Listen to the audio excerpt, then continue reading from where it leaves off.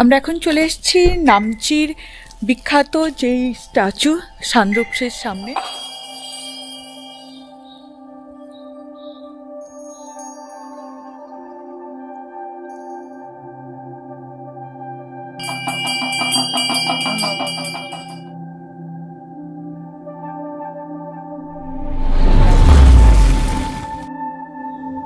South সিকিমের সদর শহর নামচি। সমুদ্রপৃষ্ঠ থেকে ৪,৪০০ ফুট উচ্চতায় কাঞ্চনজঙ্ঘার বুকে অবস্থিত এই ছোট্ট শহর নামচি মূল শহর থেকে আঁকাবাঁকা পথে ৮ কিলোমিটার দূরে পাহাড়ের মাথায় অবস্থিত ১৩৫ ফুট উঁচু গুরু পদ্মসম্ভবের মূর্তি, নাম সানরূপচে। চলুন আজকে আপনাদের ঘুরিয়ে আনি নামচির সবচেয়ে উল্লেখযোগ্য একটি স্থান সানরূপচে।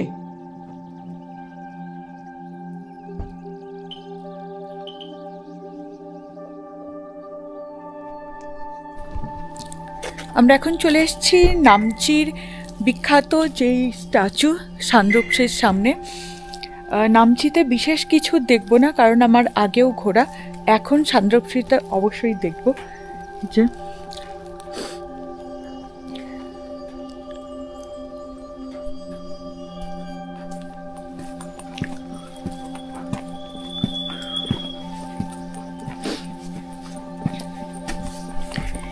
এটা দেখে আমরা চলে যাব রাবাংলার দিকে।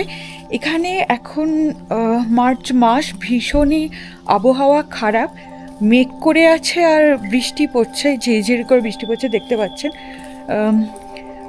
উপভোগ্য আবহাওয়া, কিন্তু ছবি তোলার জন্য বা ভিডিও তোলার জন্য একদমই গ্রহণযোগ্য নয়। ছবি তো ভালো উঠবেই না, তবু চেষ্টা করছি আপনাদেরকে যতটা সম্ভব দেখাতে পারি। ১৩৫ ফুট এই বিশাল পদ্মসম্ভবের মূর্তির নিচেই আছে একটি সুন্দর মনস্ট্রি, যার ভেতর ছবি বা ভিডিও তোলা বারণ নেই।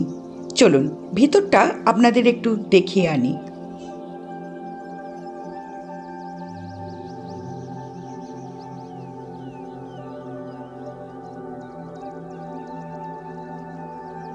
जो बॉल में वो क्यों देता है? वो पानी बॉल में जो देता है। जी हाँ, ये हम लोग का छोबा बोलता है इसमें। छोबा? जो भगवान को चढ़ाता है। अच्छा, क्यों? ये असली में ये अपना अपना एक एक मीनिंग होता है इसका। अच्छा, वो 7 बॉल में अलग अलग सा होता है ना। जब भी कोई मेहमान आता है उसके लिए जो पहले हम हाथ धोने के लिए चढ़ा देता है वो है, उसके बाद पैर धोने के लिए। और ये जो सेकेंड का होता है मेथोक बोलता है, वो फूल फ्लावर। और उसके बाद जो वो धूप लगा हुआ है। अच्छा, ये वाला। हाँ ये वाला, ये वाला वो सुगंध के लिए। सुगंध। और ये ज्योति। ज्योति। और ये फिर वो हाथ धोने के लिए। और ये जो है ना शल से बोलता है, वो भोजन हम लोग अच्छा, जो अच्छा, चढ़ाते हैं। हाँ, इसका अलग अलग नहीं होता है 7 बॉल में। अच्छा, अगर ये ऐसा नहीं कर सकते तो फिर पानी सिर्फ चढ़ा भी सकते हैं आप लोग। अच्छा। वो कब देना होता है, सुबह या शाम को? सुबह में देना पड़ता है, मॉर्निंग में। और शाम को सूर्य डूबने से पहले ही उठाना पड़ता है। अच्छा,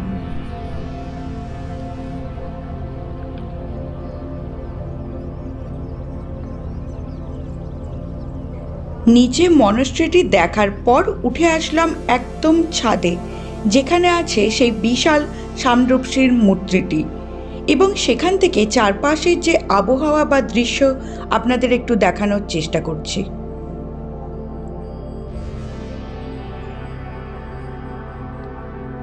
মার্চ এপ্রিল মাসে আপনারা সিকিম গেলে অবশ্যই দেখতে পাবেন এই লাল গুড়াস। চারদিকে ছেয়ে থাকে তখন লাল গুড়াসের। এও এক অসাধারণ দৃশ্য।